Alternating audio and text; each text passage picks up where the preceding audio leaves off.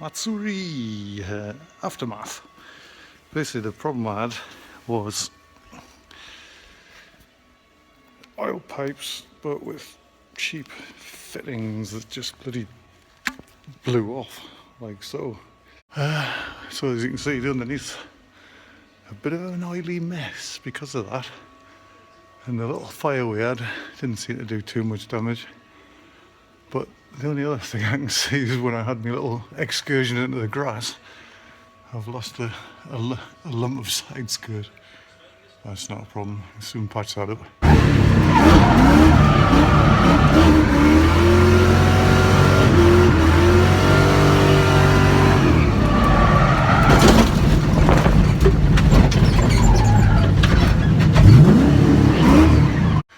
Really need to steam clean this underneath, like it's minging with oil. Slightly annoying, but you know, teething problems.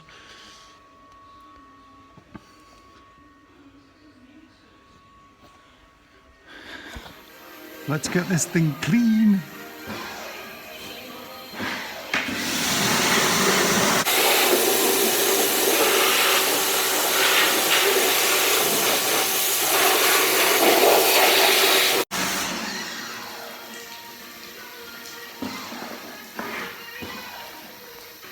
That's it degreased and half of Anglesey removed from underneath. Take it outside and give it a steam clean. Alternator, high output, worked really well with electric power steering. No issues there. Bit of an aftermath of me little bonfire, but it's all just cosmetic damage. It'll all clean up when I can be bothered to run a cloth over it. Most of it just wipes off. It's just like oily, burnt residue. So now, performed really well. I had one little starting issue where I've got this funky battery on it. It's called a Shore or whatever. If you look up them, they're meant for motorcycles and they're dry cell and they weigh nothing. They're bizarre, but they'll crank that when it's hot. There was one point when it didn't crank it, so I investigated. I mean, I'll show you the battery. It's tucked away under the dash here. There you go. Quite hard to see, but you can see it's a tiny little thing. Excuse my wiring, needs a bit of a tidy up. One of the battery leads to it, the positive from the kill switch, was actually, it wasn't heavy enough, so I changed it for a real heavy one because it was starting to get hot when I was cranking it. But like I say, the heavy one sorted that out. That fuse board incidentally is just like a kit car one. That runs the whole car, lights, wipers, all ancillaries like that. The other fuse board, which came with the engine loom, the GM engine loom, is here. That's really clever because everything's just plug and play. All you do is give the engine a heavy earth, run your live heavy battery live to that, and that energizes the whole thing. Now you just got to switch live. It runs the fuel pumps, the cooling fans. It's really clever, really clever. So just basically wired it all into this slot. Sorry, it's a bit dark in here, can't see much. So the ECU runs all of that, don't have to worry about it. One maybe small little issue, it didn't get hot, but I think with another couple of continuous hard laps, water-wise might have got a bit hot. So eventually I'm going to buy and install a pump to go in the back at the lowest point, just to keep water circulating just to assist the standard pump. I know the guys that use these in like 4x4 racing, they run a radiator in the back. They just have the standard water pump and just don't have any problems with it. But all the drift guys are saying stick a pump in the back, just sort of future-proof the thing. I mean, the hottest it ran all weekend was 120 degrees. And apparently that's normal for these. That's what they're running them at in the States in a warmer climate. But it'd be nice just to keep it a bit lower than that. The fans seem to cope all right. They cut in and out. It's stone cold now. Let's just see if this battery lead has sorted this out. The battery is a bit weird because you've got to kind of waken it up. It makes no sense to me, but still.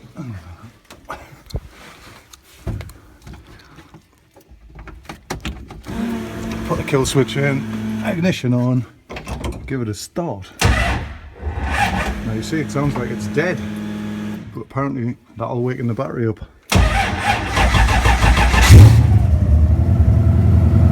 There you go, cranking really well. Bizarre, totally bizarre little battery. Like I say, there's just nothing to it. Weighs absolutely nothing. And it's a dry cell, so it doesn't have to be in a box or anything like that. Even if it got split, there's nothing in there that can cause you harm, do nasty things. Yeah, sounds sweet. Sweet as a nut.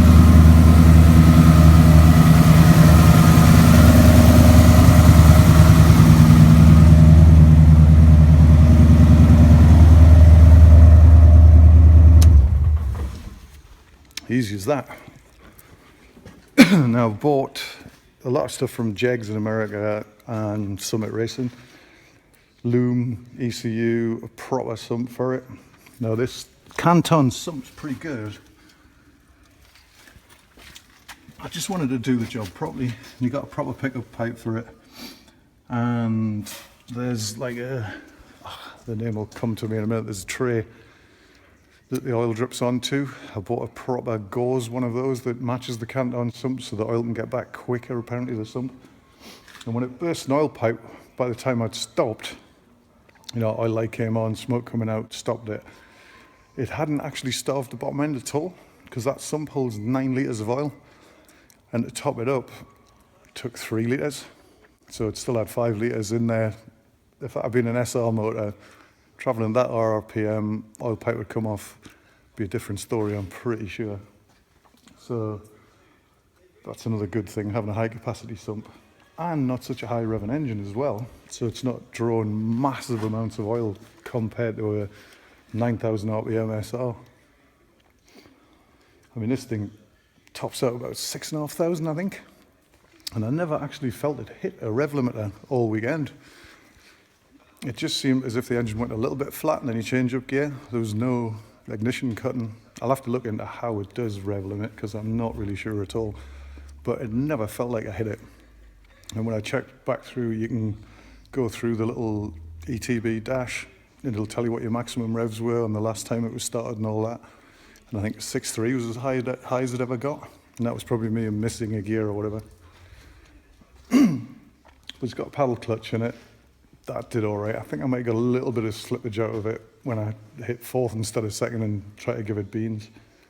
It's got a standard T56 6-speed box, which is actually really nice to use. I mean, I had all the linkage to bits, well, not the linkage, the sort of shift mechanism underneath. There's a couple of springs were a bit soggy, so I tightened all that lot up. It's just nice and positive. It's like any other gearbox. Take your time, go in, no bother. I got a custom one-piece prop shaft made to go on to the R33 diff casing, which has got a GTR diff in it with a 2-way GTR outputs, GTR shafts, GTR hubs. I've had them since day one. Touch wood, all I've ever done is broke a crown wheel and pinion once. So since 2008, that's pretty good going. And I haven't used any funky oil in there, just been standard 80-90, cheap stuff buy locally. So no, that's pretty good. Brakes. I was a little bit worried because I removed the servo and made it servo-less, purely for a room issue. Couldn't get back to that plug with the servo in. Couldn't get anywhere near it. Bit of a squeeze now, but you can actually get to it. But the brakes, I never once thought about them. Managed to lock them up. So if you're not thinking about it, there's not a problem. They work. And there was a lot of brake dust on the lovely white wheels, so they were definitely working. So happy enough with the brakes. I mean, I did buy a new Hell flexi lines for it. That's all I really did. It's got GTR brakes, again 2008. This thing's got the same brake pads in since 2008. That's how much we use the brakes. Even the back ones on the handbrake. That's a bit nuts, that, like 8 years, same brake pads. Still got a bit of meat left on them. How bizarre. What else? I had to custom make the exhaust from scratch, really. I got a couple of pairs of headers that someone had chopped up and tried to make fit an RX-7. And passenger side in the UK, that was perfect. What a great fit. Driver's side, because we're right-hand drive, had to basically start from the top and work my way down pipe by pipe to get it into a collector, just to get past as the steering rod goes through. So the back two cylinders have to go around that, and I wanted to keep the starter in the standard position, so I had to make it go around them as well, into collectors, into a Y piece, and then out the back. And I've actually got four silencers running on this, and I haven't done a decibel check on it, but nobody complained about it, Matsuri. They said it was a nice sound, but no one said it was ridiculously loud. So I'll have to do a decibel check at some point for certain tracks.